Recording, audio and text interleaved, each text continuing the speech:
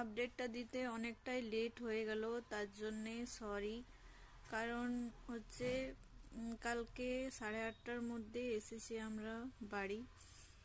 জানি সবাই টেনশনের মধ্যে ছিলে, কি হলো, ডাক্তারে কি বললো, রিপোর্ট কি এসেছে। তাই সব কিছু তোমাদের কোশ্চেনের অ্যান্সার দেওয়ার জন্য চলে এসেছি আমি।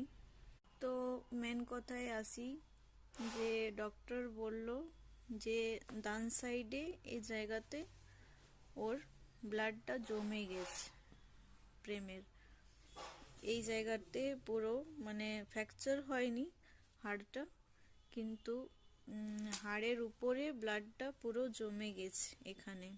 ওটা বলল যে আইস প্যাক দিয়ে সেক করতে, দিনের মধ্যে 3-4 বার সেক করলে ওটা কিছুটা রিলিজ হয়ে যাবে।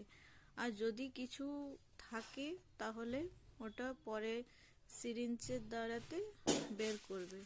তো অনেকগুলোই ওষুধ দিয়েছে, যেহেতু আগের ওষুধ চলছিল ভেলোরের, সেই ওষুধ আবার কিছু ওর মধ্যে চেঞ্জেস করেছে ডক্টর, আবার 3-4টা ওষুধ অ্যাড করেছে। তো অনেকটা ওষুধ হয়ে যাচ্ছে, এখন ওষুধ খাওয়াচ্ছি। আইস প্যাকের স্যাক দেওয়ার চেষ্টা করলাম, মানে নিচ্ছে না, অনেক বেশি মানে বদমাশি করছে, কি বলবো, নিতে চাইছে না। আইস প্যাকের স্যাকটা খুব কষ্ট করে নিয়ে একটুখানি দিয়েছি, দিনের মধ্যে 4-5 বার দিতে বলেছে। তো চলো, এটুকুনি বলার জন্য এসেছিলাম। সবাই ভালো থেকো, সুস্থ থেকো, টাটা।